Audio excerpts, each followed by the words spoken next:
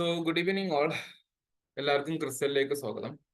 ഇന്ന് നമ്മൾ ഡിസ്കസ് ചെയ്യാൻ വേണ്ടി പോകുന്ന പ്രധാനപ്പെട്ട ഒരു കാര്യം, നെറ്റ് എക്സാമിനേഷൻ പ്രിപ്പറേഷൻ നടത്തുന്നതിന് മുന്നേ എന്താണ് ഈ എക്സാമിനേഷൻ, എങ്ങനെയാണ് എക്സാമിനേഷൻ പ്രിപ്പറേഷൻ നടത്തേണ്ടത്, എന്താണ് ഈ എക്സാമിനേഷന്റെ ഒരു കോമ്പറ്റൻസി എന്നുള്ള കാര്യത്തെ കുറിച്ച് ബേസിക് ആയിട്ട് നമുക്കൊരു ധാരണ വേണം. എങ്കിലേ നമ്മുടെ പ്രിപ്പറേഷൻ എത്രമാത്രം സ്ട്രോങ് ആക്കി കൊണ്ടുപോകണം തുടങ്ങിയുള്ള കാര്യങ്ങളൊക്കെ നമുക്ക് മനസ്സിലാക്കാൻ പറ്റുള്ളൂ.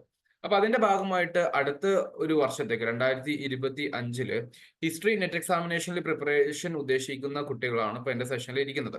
അപ്പൊ നിങ്ങളോട് കുറച്ച് വിലപ്പെട്ട പ്രധാനപ്പെട്ട കുറച്ച് കാര്യങ്ങൾ പറഞ്ഞു തരിക. കൂട്ടത്തില് അടുത്ത ദിവസം നടക്കാൻ വേണ്ടി പോകുന്ന ക്രിസ്റ്റലിന്റെ സ്കോളർഷിപ്പ് ടെസ്റ്റ് ഉണ്ട്. അത് വളരെ പ്രധാനപ്പെട്ട ഒരു കാര്യമാണ്. അപ്പൊ ആ സ്കോളർഷിപ്പ് ടെസ്റ്റ് എങ്ങനെ നിങ്ങൾ യൂട്ടിലൈസ് ചെയ്യണം, അതിന്റെ പ്രാധാന്യം എന്തൊക്കെയാണ് തുടങ്ങിയിട്ടുള്ള കാര്യങ്ങളാണ് നമ്മൾ ഇന്ന് ഡിസ്കസ് ചെയ്യുന്നത്. നിങ്ങൾക്ക് എന്തായാലും തീർച്ചയായിട്ടും ഉപകാരപ്പെടുന്ന ഒരു സെഷൻ ആയിരിക്കും.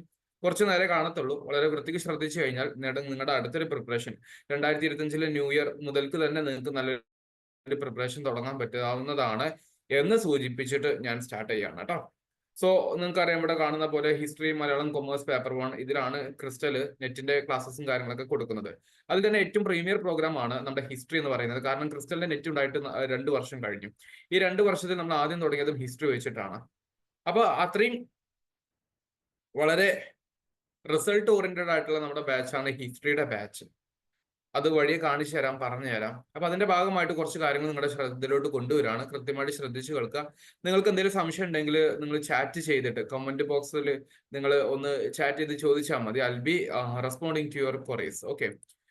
Discussing our program. ഫസ്റ്റ് നമ്മൾ മനസ്സിലാക്കി വെക്കണം, നമ്മൾ മലയാളികളായിട്ടുള്ള കേരളക്കാരായിട്ടുള്ള ആൾക്കാര് എക്സാമിനേഷൻ ഏകദേശം എത്രമാണെന്നുള്ളത്. NTA UGC നെറ്റ് അവർ ഓരോ വർഷം കേരളത്തിൽ നിന്നും അതുപോലെ ഇന്ത്യയുടെ മറ്റു സംസ്ഥാനങ്ങളിൽ നിന്നും ഏകദേശം എത്ര ആസ്പിറൻസ് ഉണ്ട് എന്നുള്ളത് പുറത്തു വിടാറുണ്ട്. അപ്പൊ അതിന്റെ ഭാഗമായിട്ട് കേരളത്തിൽ നിന്ന് ഓൺ ആൻ ആവറേജ് ആപ്ലിക്കേഷൻ വരുന്നത് 1500 മുതൽ 1600 ഹിസ്റ്ററിക്കാരാണ്. അതായത് കേരളത്തിൽ നിന്ന് മാത്രം 1500 മുതൽ 1600 ഹിസ്റ്ററി സ്റ്റുഡൻസ് എന്ത് ചെയ്യും, എക്സാമിനേഷന് വേണ്ടി അപ്ലൈ ചെയ്യും. അതിൽ ഏകദേശം ഒരു 1200 പേര് ഇത് അപ്പിയർ ചെയ്യും. ബാക്കിയുള്ള ആൾക്കാർ അടുത്ത പ്രാവശ്യം ആവട്ടെ, സെമസ്റ്റർ എക്സാമിനേഷൻ ഉണ്ട്, പല കാരണങ്ങൾ പറഞ്ഞിട്ട് സ്കിപ്പ് ചെയ്യുന്ന പലരും ഉണ്ടാകും. അപ്പൊ ഏകദേശം ഒരു 1200 പേര് വരുമെങ്കിലും ഇതില് ഈ എക്സാമിനേഷൻ ക്വാളിഫൈ ചെയ്യുന്നത്, എസ്പെഷ്യലി നെറ്റ് JRF ആയിരുന്നല്ലോ ഇത്രയും കാലം ഉണ്ടായിരുന്നത്. കഴിഞ്ഞ എക്സാമിനേഷൻ മുതൽക്കാണ് PhD ഓൺലി എന്ന് പറയുന്ന ഒരു കാറ്റഗറി വരുന്നത് അല്ലെ. അപ്പോ അത് ഇല്ലാതെ ഏകദേശം ലെസ് ദാൻ 100 പേര് മാത്രമേ കേരളത്തിൽ നിന്ന് വരുന്നുള്ളൂ. That is around 10% online. നിങ്ങൾ ആലോചിച്ച് നോക്കാം. അപ്പൊ നിങ്ങൾ ഈ എക്സാമിനേഷൻ എഴുതുമ്പോൾ ആദ്യം തന്നെ മനസ്സിലാക്കേണ്ടത്, ഈ എക്സാമിനേഷന്റെ സീസൺ ആകുന്ന സമയത്ത് whether you will be qualify this examination this time or not. ഞാൻ 6 തവണ ക്വാളിഫൈ ചെയ്തിരിക്കുന്ന ഒരാളാണ്. 6 തവണ എക്സാമിനേഷൻ എഴുതി 6 തവണയും ക്വാളിഫൈ ചെയ്തിട്ടുണ്ട്. അതിന്റെ അടിസ്ഥാനത്തിലാണ് ഈ ഗൈഡൻസും കാര്യങ്ങളൊക്കെ നിങ്ങൾക്ക് പറഞ്ഞു തരുന്നതും.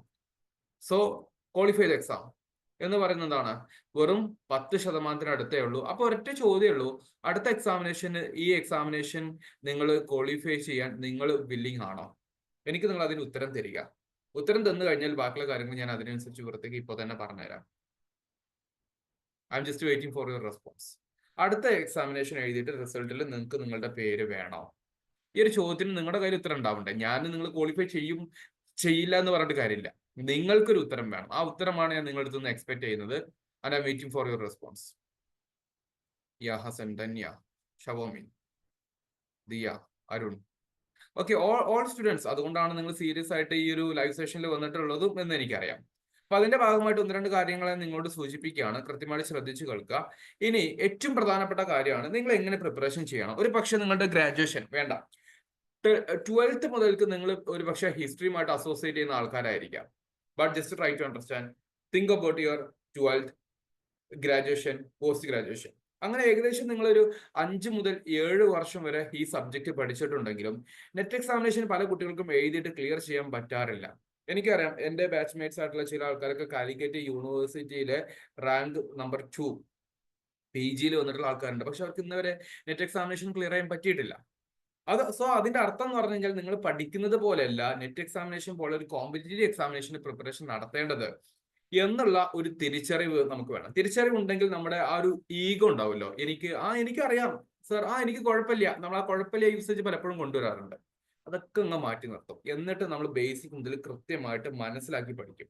ഈ നെറ്റ് എക്സാമിനേഷനുടെ പ്രിപ്പറേഷൻ നടത്തുന്ന ഒരു സമയത്ത് നിങ്ങൾ പിന്നെ ആ സബ്ജക്റ്റിലെ എക്സ്പേർട്ട് ആയിട്ട് മാറാണ് യഥാർത്ഥത്തിൽ ചെയ്യുന്നത്. കാരണം കൃത്യമായിട്ട് നിങ്ങൾ ഓരോന്നും പഠിച്ചു പോകുന്നുണ്ട്. അതിൽ എങ്ങനെ പഠിക്കണം എന്നുള്ളതാണ് ഇനി പറയാൻ വേണ്ടി പോകുന്നത്. ശ്രദ്ധിച്ചു നോക്കുക. നിങ്ങൾക്ക് ആദ്യം തന്നെ വേണ്ടത് ഈ ബേസിക്സ് ആണ്.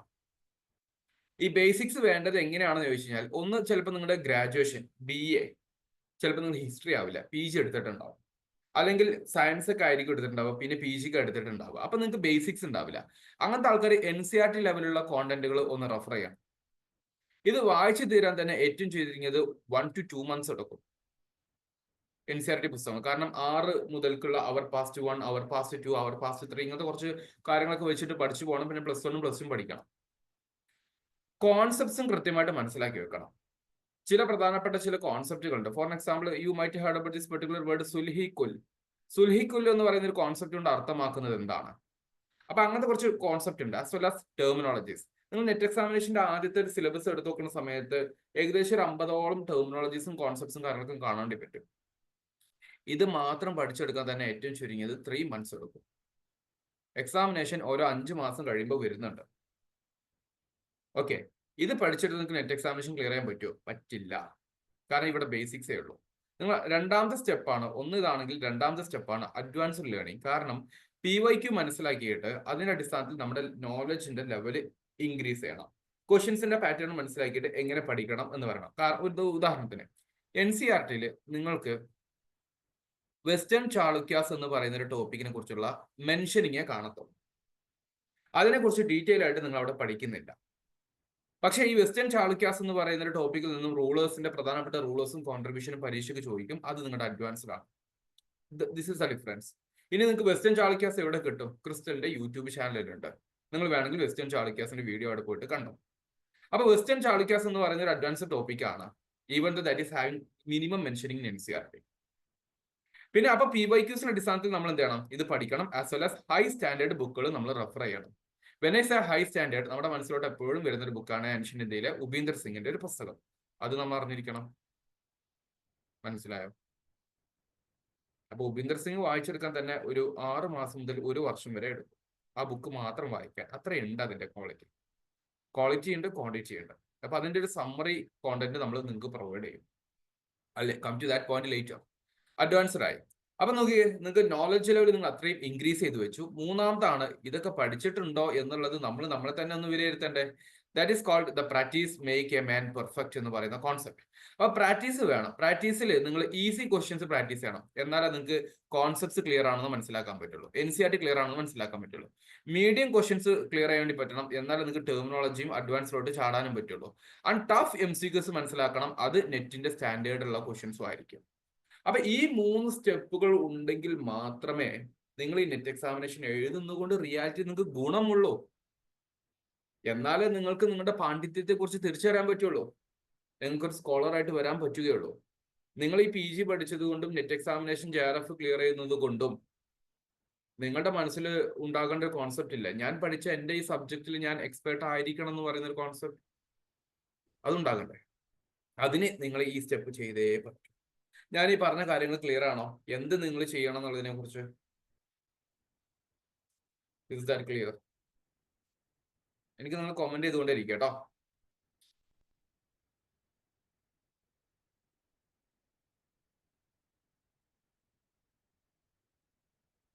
So simply you have to do something like, the first step you should go with the basic conceptual clarity. That is something very, very important. Second one, after this basic, you should go with advanced learning. Then you must go with practice. Only with these 3 steps, you can be perfect, you can be master, you can be able to clear this particular examination. That's a summary of what I was telling. ഇത് മനസ്സിലാക്കിയിട്ടുണ്ടെങ്കിൽ crystal ഈ സ്റ്റേജിലൊക്കെ നിങ്ങളെ എങ്ങനെ സഹായിക്കാൻ വേണ്ടി പോകുന്നുള്ളതാണ് അടുത്ത് പറയുന്നത്.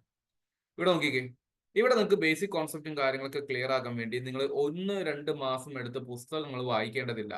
ക്രിസ്റ്റലിന്റെ core concept ക്ലാസ്സുകളുണ്ട്, 30 videos വരുന്ന classes ഉണ്ട്. ഇത് നിങ്ങൾക്ക് നമ്മുടെ ക്ലാസ് റൂമിന്റെ ഭാഗമായിട്ട് എങ്ങനെയാണ് ഇംപ്ലിമെന്റ് ചെയ്യുന്നതാണ് ഇപ്പൊ ഞാൻ പറയാൻ ഉദ്ദേശിക്കുന്നത്.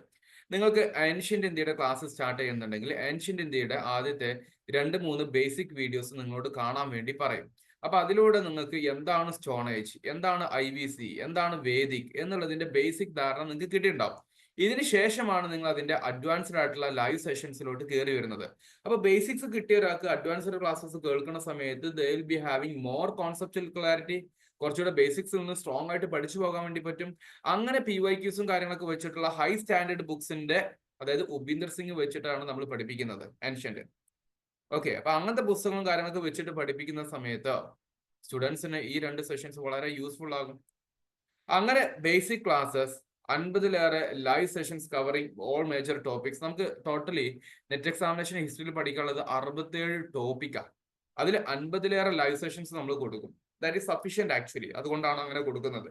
ഇത് കഴിഞ്ഞതിന് ശേഷം നമ്മൾ എന്ത് ചെയ്യും?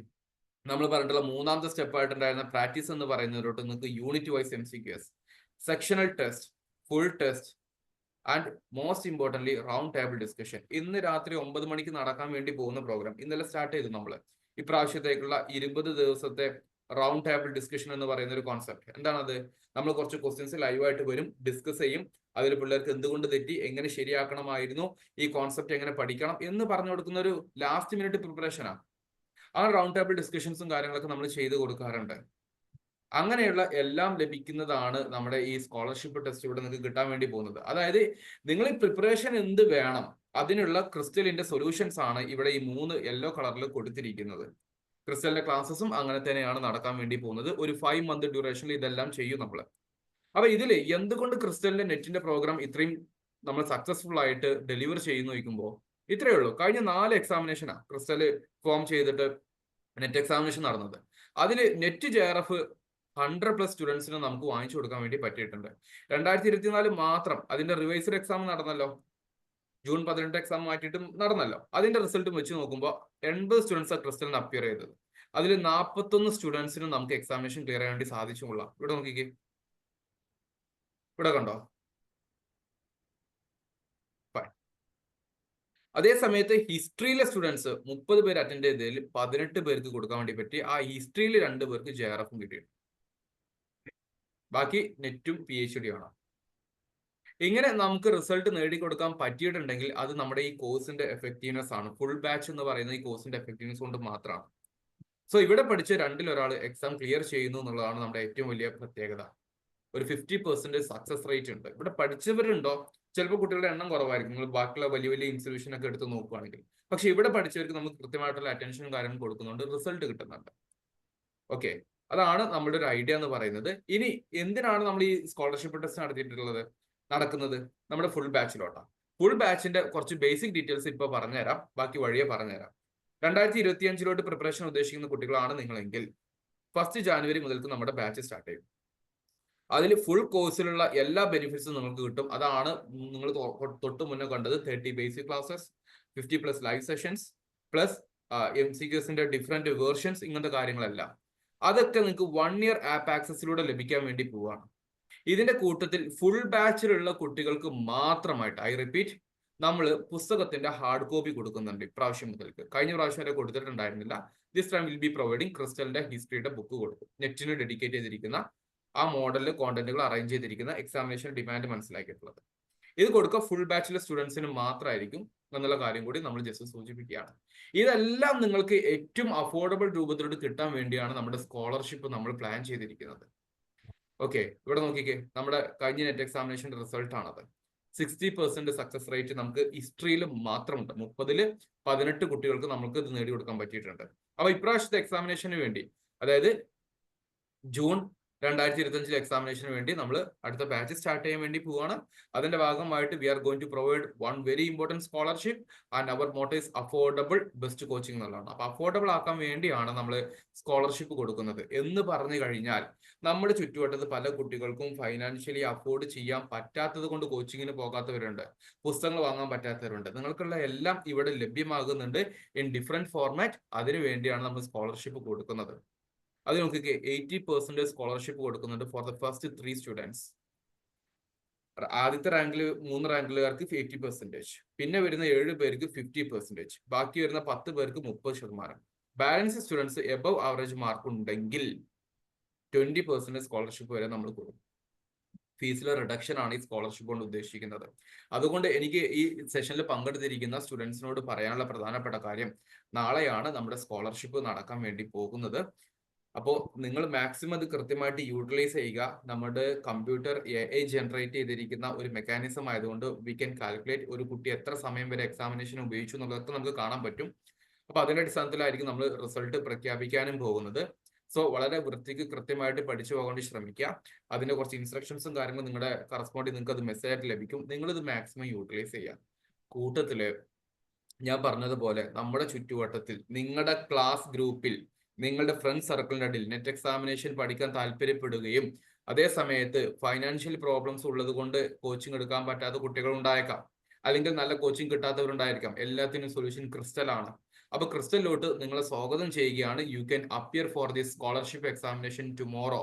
നാളെ എഴുതാൻ പറ്റിയില്ല എന്ന് പറഞ്ഞിട്ടുള്ള അവസ്ഥ ഉണ്ടാകാൻ പാടില്ല. നിങ്ങൾ വേണം നിങ്ങളുടെ ഫ്രണ്ട്സിനോട് ഇത് ഷെയർ ചെയ്ത് കൊടുക്കാൻ. ഞാൻ പറയാൻ കാരണം, നിങ്ങൾക്ക് ഈ അവസരം കിട്ടി, നിങ്ങളുടെ ഫ്രണ്ട്സിനോട് ഈ അവസരം കിട്ടുമ്പോൾ നല്ലതല്ലേ?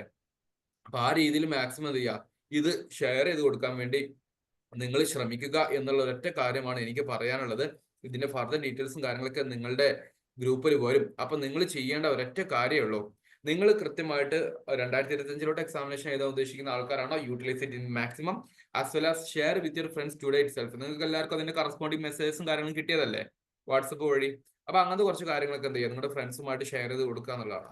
അപ്പോ അത് അർഹിക്കുന്ന ആൾക്കാർ മാക്സിമം ലഭിക്കട്ടെ എന്നുള്ളത്. എക്സാമിന്റെ ടൈം നിങ്ങളുടെ കറസ്പോണ്ടിങ് ആയിട്ട് നിങ്ങൾക്ക് അതിന്റെ മെസ്സേജ് വരും. നിങ്ങൾക്ക് നാളത്തെ ഒരു സമയത്ത് എപ്പോൾ വേണമെങ്കിലും എഴുതാം. എക്സാമിൽ നിങ്ങൾക്ക് ടോട്ടലി 50 ക്വസ്റ്റ്യൻസ് ആണ് ഉണ്ടാവുക. ഹിസ്റ്ററി ഉണ്ടാവും, പേപ്പർ 1 ഉണ്ടാവും. അതിൽ നിന്നായിരിക്കും നമ്മൾ എടുക്കുക. ടോട്ടൽ 50 ക്വസ്റ്റ്യൻസ് ഉള്ളൂ. കാരണം സ്കോളർഷിപ്പ് എക്സാമിനേഷൻ ആയിട്ടാണ് നമ്മൾ നടത്തുന്നത്. അതുകൊണ്ട് 3 മണിക്കൂർ എടുത്തിട്ട് കുട്ടികളെ ബോറടിപ്പിക്കാൻ നമ്മൾ ഉദ്ദേശിക്കുന്നില്ല. ബാക്കി കാര്യങ്ങൾ നമ്മൾ വഴിയെന്നത് ചെയ്യാം, നിങ്ങൾക്ക് ഇൻസ്ട്രക്ഷൻ ആയിട്ട് പറഞ്ഞുതരാം കേട്ടോ. So guys, this is all about today's instruction as well as എങ്ങനെ 2025 പ്രിപ്പയർ ചെയ്യണം എന്നുള്ള ബേസിക്സ് ഞാൻ പറഞ്ഞു തന്നു കഴിഞ്ഞു. ജാനുവരി 1 നമ്മുടെ ക്ലാസ് സ്റ്റാർട്ട് ചെയ്യും. അപ്പൊ നാളത്തെ എക്സാമിനേഷൻ നല്ല പെർഫോമൻസ് കൊണ്ടുവന്നു കഴിഞ്ഞാൽ നിങ്ങൾക്ക് സ്കോളർഷിപ്പ് ബെനിഫിറ്റും കാര്യങ്ങളൊക്കെ കിട്ടുന്നതാണ്, ഫീ റിഡക്ഷൻ കിട്ടുന്നതാണ്. ബാക്കി കാര്യങ്ങൾ നാളെ തന്നെ നിങ്ങൾക്ക് ലഭ്യമാവുകയും ചെയ്യും. Okay, so this is all about today's discussion. Maximum നിങ്ങൾ ഷെയർ ചെയ്യുക. അതാണ് നിങ്ങൾക്ക് ചെയ്യാവുന്ന ഏറ്റവും നല്ലൊരു കാര്യം ഒന്നതാണ്. അപ്പൊ അത് മാക്സിമം നിങ്ങൾ എന്ത് ചെയ്യുക, ഷെയർ ചെയ്ത് കൊടുക്കാൻ വേണ്ടി ശ്രമിക്കുക. ഇനി നിങ്ങൾക്ക് എന്തെങ്കിലും ഡൗട്ട് ഉണ്ടെങ്കിൽ കമന്റ് ആയിട്ട് ചോദിക്കാം.